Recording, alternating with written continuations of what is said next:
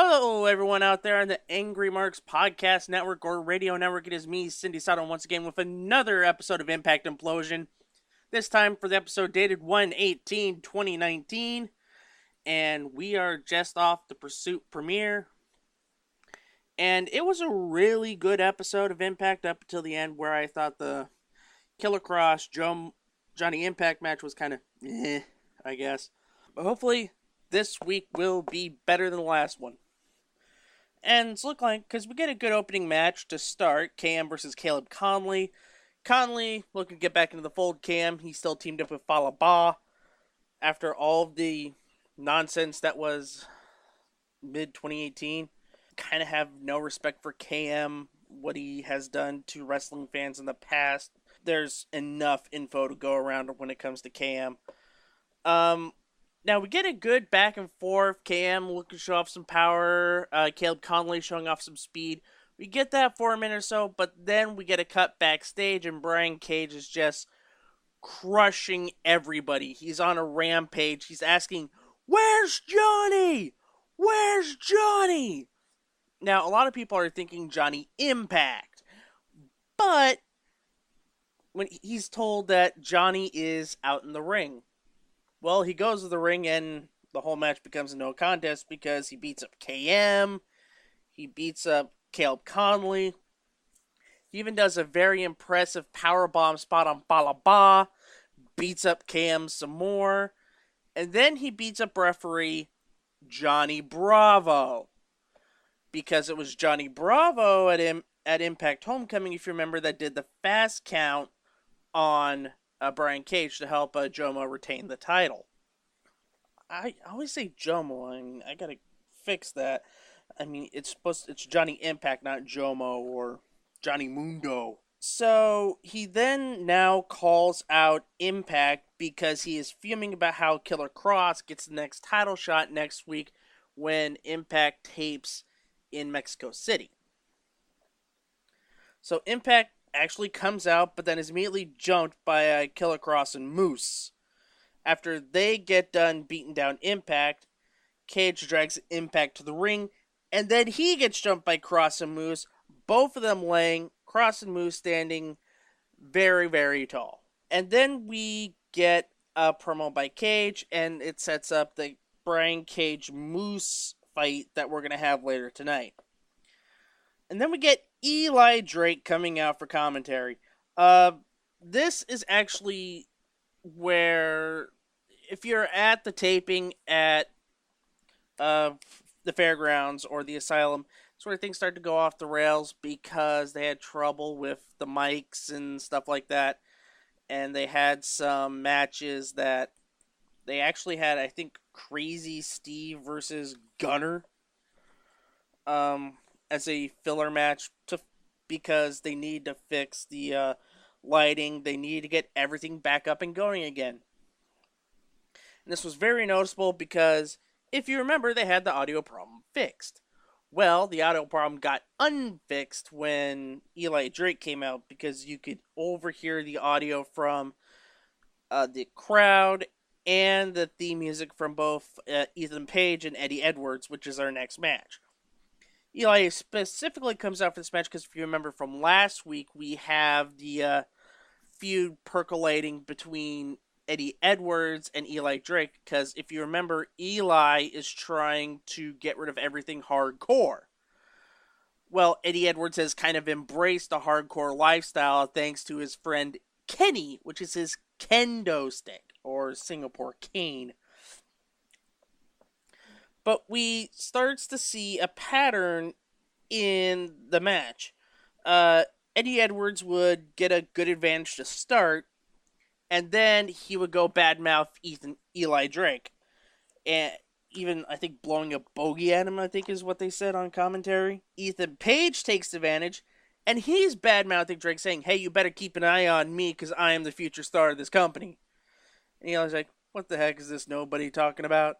The thing is, the reason that Eli Drake's out there is because Drake knows he's a good wrestler, but his fear is how he gave it up for his kendo stick and Tommy Dreamer.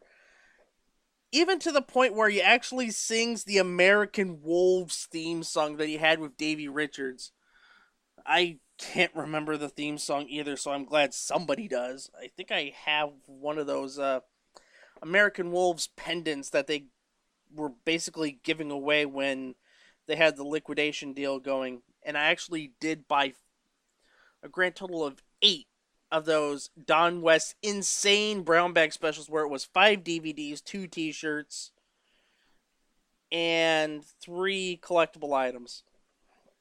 I think I have that suicide mask which I used in a couple of game show garbage videos.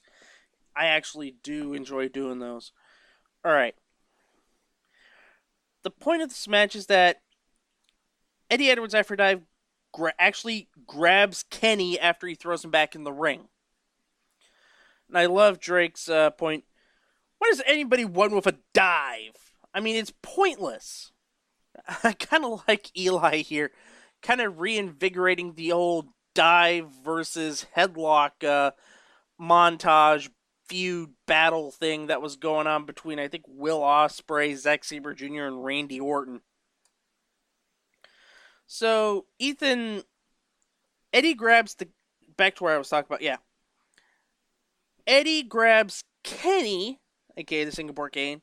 Ethan kicks him and Kenny out of the ring, prompting Eli to go, "Oh my god, he killed Kenny!" Yay, South Park references, something they haven't done since the mid-2000s, kill Kenny. Ethan decides to step Eddie, well, guess what happens? Eli Jake was proven right. Eddie whacks Ethan Page with the cane, and he's DQ'd. Yay! At least Ethan Page wins. That was a good signing, I think. And then Eli gets on the mic saying, "You know, if you keep on eating those pancakes and beers, you start to look like Tommy Dreamer. Wants Eddie to be the wolf, the champ, instead of the hardcore loser that he is now." I gotta agree. I honestly liked Eddie Edwards when he was the underdog. I do not like the snapped hardcore person that he is.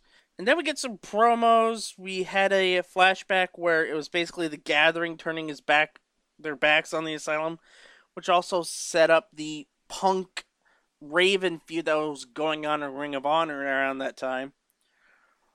It was actually a pretty violent cage match, which you should check out on that Global Wrestling Network thing. I think it's still only like $7 a month with all the indie matches that they have on the network. I think Defy is on the Global Wrestling Network, so I have to check that out as well. I don't think they're going to be on it for longer because of the Young Bucks showing up there, so they might be partnering up with All Elite Wrestling as a feeder system. But then we get an OVE promo. They're talking about the main event tonight, which is OVE versus LAX. They're also talking about Rich Swann coming home to OVE because of reasons. I was talking to my friend Nikki, who was big in the indie wrestling scene in Ohio and was very good friends with Callahan and worked a lot with Callahan. She basically said that Rich Swann and Callahan never talked during their times in Ohio, so this has to stem from something with CZW when those two were in the same promo. And then we get a Razgols promo. Okay, where do I start with this?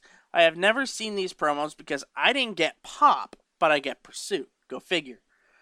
I did not know that the Razgols promo were something akin to That 70s Show. Yeah, everybody remembers the Stone part where they sat around the table and you had, "Dude, what if we had cars that ran on water? I mean, that would be awesome." And everybody just be stone faced going, yeah. Burn! You know, that. God, the 70s Show hasn't aged well. And they got some good digs in a couple of places I thought, kind of saved the segment and teasing a future mask feud with the Lucha Bros. You know what? Here's what they got to do. They have to do mask versus sobriety. If the Rascals win, the Lucha Bros lose the mask. However, the Lucha Bros win, the Rascals have to be clean and sober with no weed for 3 months. Building up to where they kind of are allowed to smoke weed again. You know what? That would actually make it worthwhile. What the hell am I rambling on about? Dark Alley, as they call her, versus Jordan Grace. Now, the match starts with lights flickering, and the thing is, people thought that the lights were being ruined again, because this was after they fixed everything. After that happened, Jordan Grace just went to town. Stiff Steiner, like German suplex. Su Young tries to run interference, and it does work as Jordan Grace does eat a codebreaker from Alley by one. And basically, she tried smacking her and all that good stuff, but it doesn't work. This was kind of a short match as Alley tried a running boot, got caught with the boot, folded up into a package powerbomb for 3. Jordan Grace and Kira Hogan take powder, and Su Young comes into the ring and tries to pick up Dark Alley, but then the lights go out again, and then Rosemary comes out. Yay! The Dark Assassin comes out, and Alley just scampers away like the demon bunny that she is currently. That I'm really enjoying what's been going on with Su Young and Dark Alley, and now the returning Rosemary thanks to Homecoming. I am kind of looking forward to where this is going, and I don't know if they're going to end it at the April pay-per-view or they're going to end it at Slammiversary. You could possibly, with the way they tape, extend this to Slammiversary, but if they do end it in April, I won't be disappointed about that either.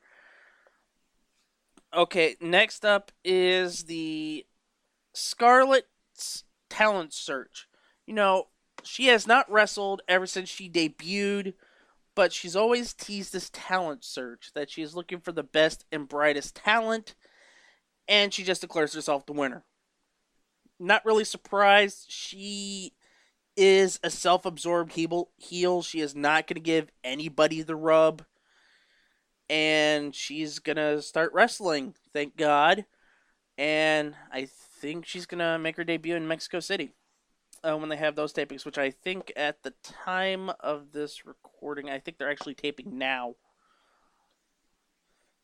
Then we get an announcement of the Vegas tapings, which will be February 15th through the 17th at the same place they did Sam's Town Casino and Club.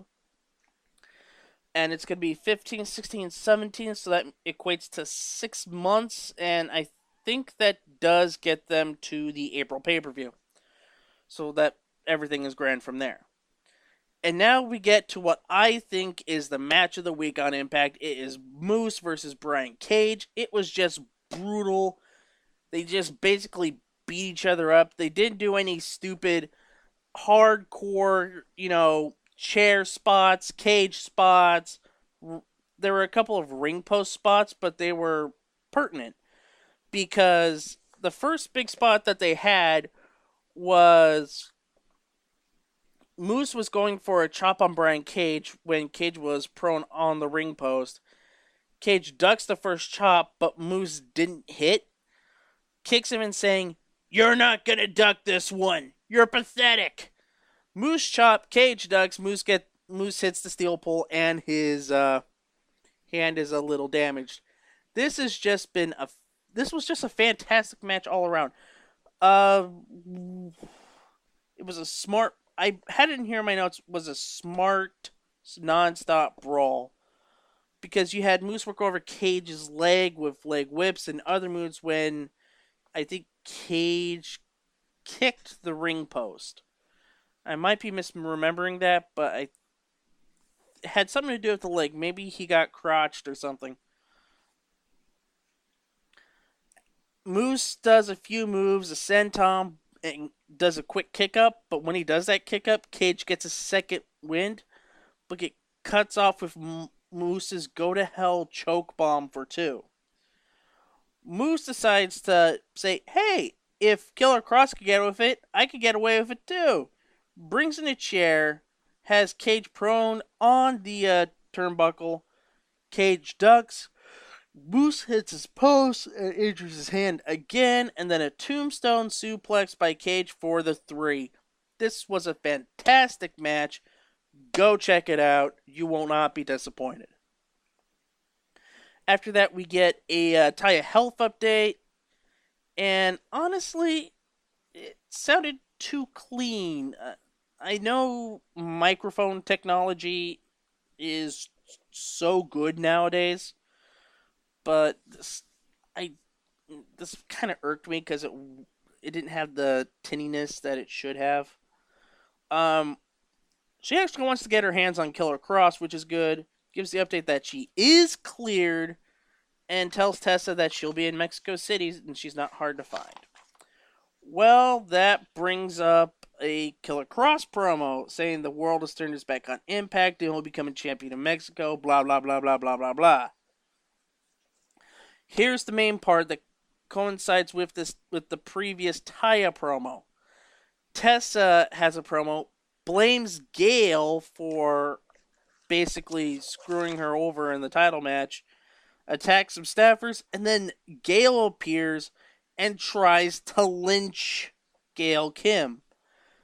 You know what? I'm fine with it. Gail did screw her over in that match. It was a no-doubter, but I guess they need to get the title off of Tessa and give it to Taya.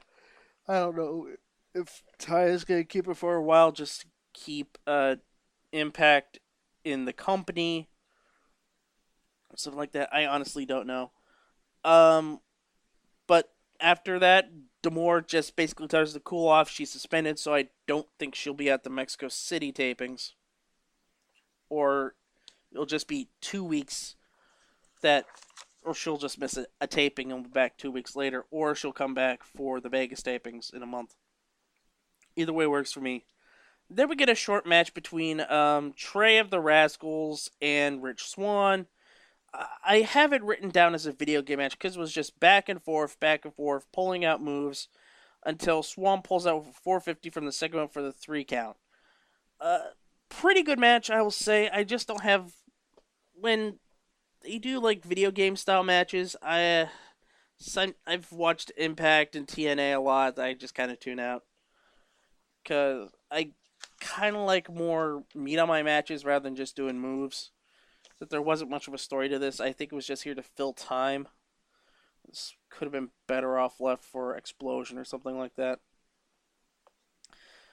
Then, in a continuation of what is kind of the main storyline in the X Division, is OVE comes out, wants Swann to join with the t-shirt, and after Rich sees the t-shirt, LAX comes out for the main event.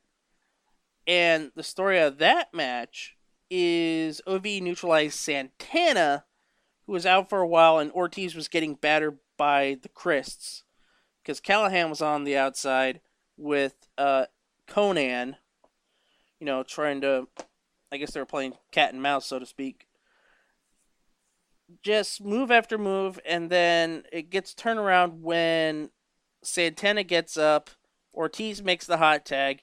We get more back and forth until the end when LX neutralizes Dave Christ. It has him out for a while, and they flatten Jake for the 3. OVE loses again. LAX is your winner. They then make a powder backstage, and they run into the Lucha Bros. It's just like a big luchador family. They grew up in Mexico together. They wrestled Mexico together, I think, for AAA or CMLL, one of the organizations. And I think it was Ortiz that opened his mouth that said, "Hey, if you want another ass kissing, Hey, if you want another ass kicking, be our guest." And Conan was like, "What the hell?"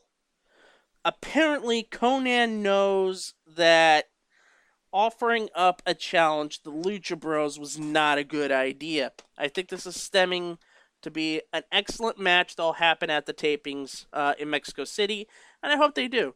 What else do I have to say about this episode? Well, it was a really good episode. I really enjoyed it, especially the Moose Cage match.